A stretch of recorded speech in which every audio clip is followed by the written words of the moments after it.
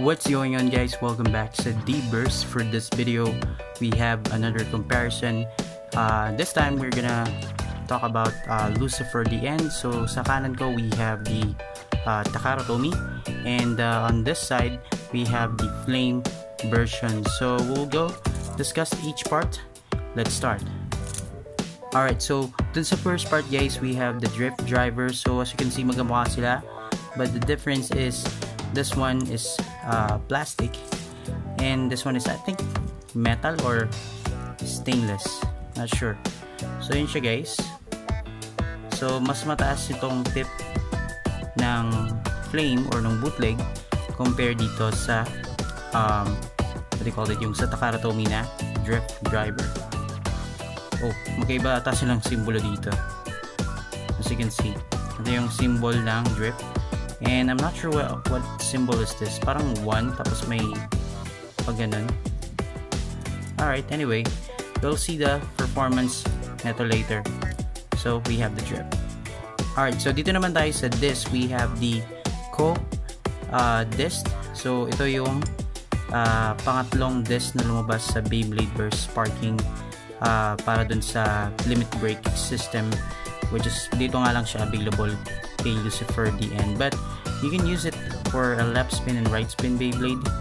And ito siya, ito yung sa Takara, and ito yung sa Flame or yung bootleg.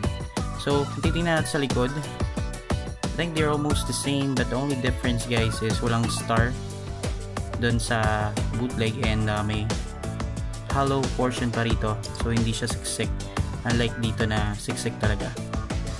And kung tatanungin nyo, metal yan based dun sa tunog. Alright, so we have the disc co. So this time we have the yung pinaka ring. We have the D-end ring. So ito siya, ito yung sa Takara, ito yung sa Flame. As you can see, yung difference nila sa kulay, mas I think mas darker dito ata. Alright, and mas mataas to. Titingnan nyo, guys. I'm not sure, maybe sa angulo lang ng camera, but I think mas mataas to. Ito yung parang mga horn na yan. And yeah, I just want to let you know kung paano gagana yung gimmick. So pagka kung ano yung gusto trip mong disc para dito, yung pang limit break, so pagka dinaanan sila nung trigger part, then bababa to, and then mag free spin itong part na to, which is yung tinatawag nila tong bumper. Alright, so yun yung sa Takara Tomy. So umikot din tong parang horn na to. There you go. And ito yung ngipin niya. Alright, that's good. And pagdating naman dito sa Flame, ito yung tsura niya. Ito yung ngipin. And instead na ganito yung kulay, black yung nilagay nila dito. And what I noticed here is medyo mahirap siyang ikabit. Tingnan natin kung gagana yung limit break. And gumana. So, and ang maganda dito, guys, is na-awaken na siya. Awaken to eh.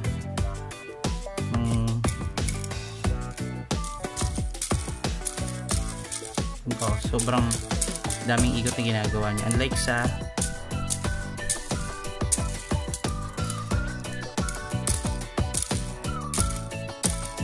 alright, so yun siya, guys. Awaken to eh. Not sure what happened, but yeah, there you go. We have the D-end ring. Okay, so para mabalik siya, guys, i-align nyo lang siya dito, itong horn na yan, saka ito, at magka-tutok yan, and maglalak na yan, or kailangan nyo parang i-press para mag-lock. Alright, so there you go. Same goes with this. Meron siyang combination, pwede mo siyang i-pwesto ng ganyan, maglalak naman siya. Alright, so pero madaling ma-activate yung limit break niya pag ganitong setup. Alright, so there you go. We have the ring the end. Alright, so we're down to the last part and we have the Lucifer 2. Ito yung Super King chip nung in-upgrade ni Lane Valhalla yung Beyblade niya. So ito yung sa Takara. Alright, and yeah, like I said before, this one is rubber. So nagsisilbi siyang burst stopper dun sa driver para hindi madaling ma-burst. And yeah, this one here, yung purple na yan, is metal. And then on this side is plastic na yan. Alright, so tingnan nyo ng malapitan. Ganda, no? Alright, so pagdating naman din sa flame, ito yung itsura, medyo tinipid sa kulay, but nandun yung detalye. Parang tumandang Lucifer yung itsura niya. And kung tatanungin nyo ako, this one is, yep, it's rubber. And on this side, yung may tornilyo na yan is, this one is metal. Alright, so yun yung pinagkaiba nila. And sinong mas bet nyo? Ito o ito? Takara or Flame? Takara or bootleg? Alright, so let's combine all of the parts and we will go dun sa timbang nila. Alright, so we have the scale. We'll start first with the Super King chip Lucifer. So we have the Takara Tomy 60, not 60, 6.2. And this one Flame or yung bootleg. Wow, totoo ba yan? 6.9. Yep, it's 6.9. Mas heavier to compared dito.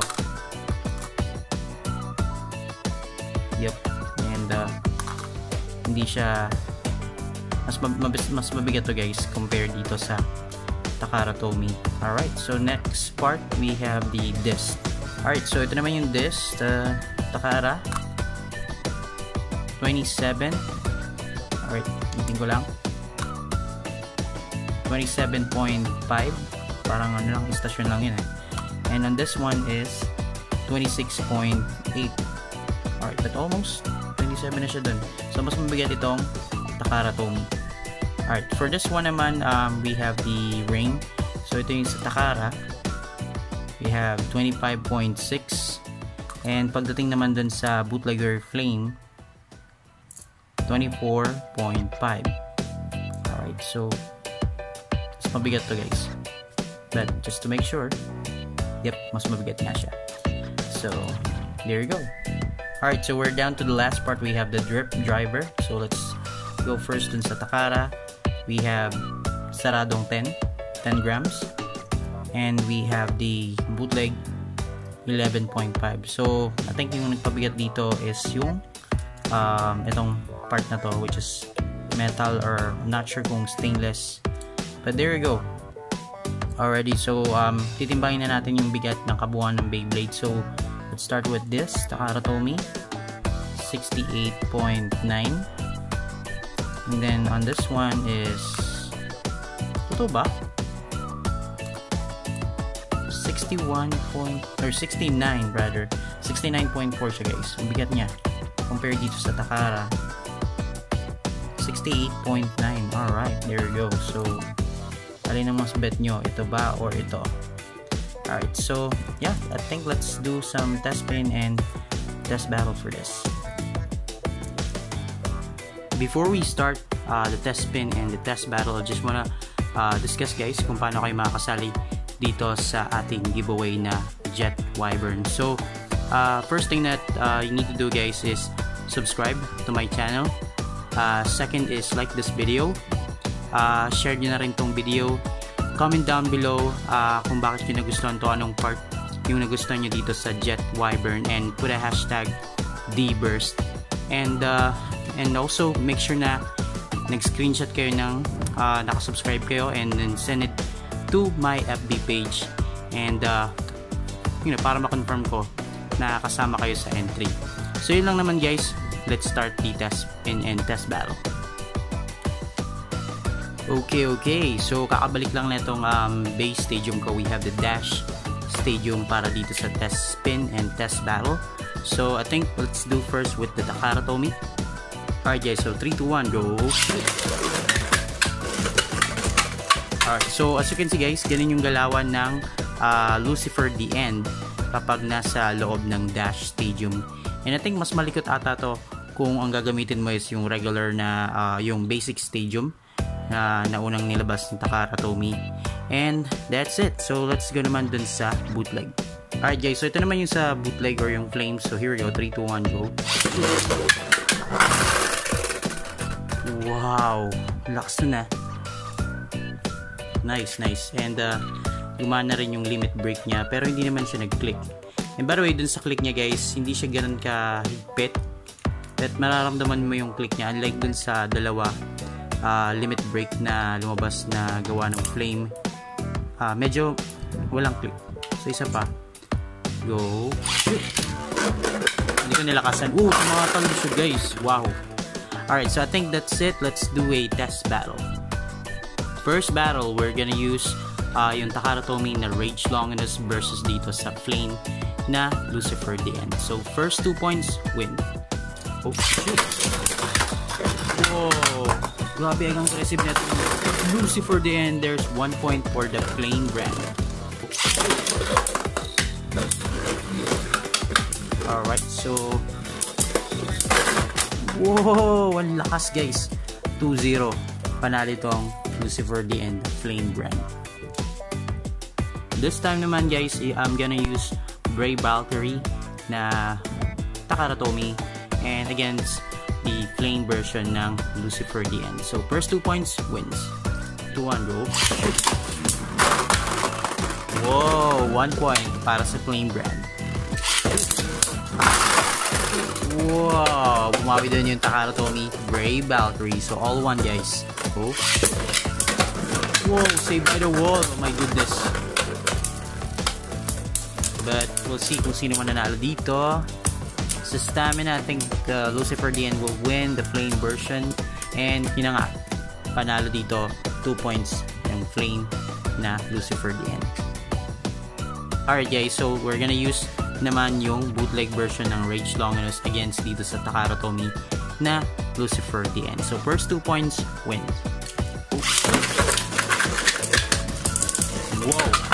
Whoa, my goodness, nanalo doon yung bootleg against dito sa Takara Tomy. So 1 point.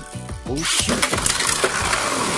Whoa, I think hindi inaasahan yun guys, but yeah, we're gonna give the win to this Beyblade. 2 points.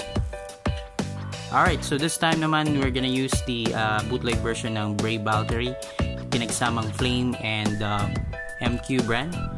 So yep, same thing, first 2 points wins. Oh shoot. So first round to guys, and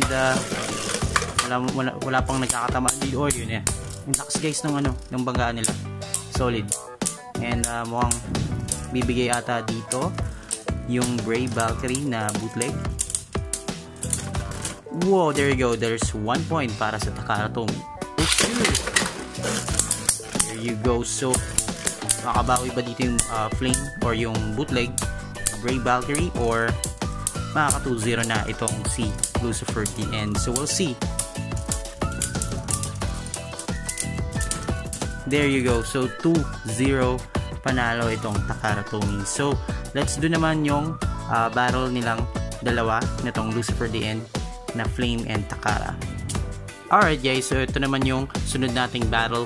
We have Lucifer the End na Takara and the Flame version. And race to 5 tayo. Kung sino yung muna maka 5 points, siya ang panalo.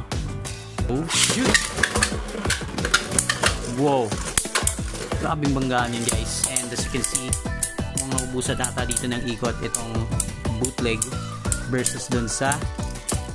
And there you go, we have a winner. First round goes to Takara. Oh shoot. Alright, and I think that win goes to, whoa, that's from Flame. All 1. Whoa.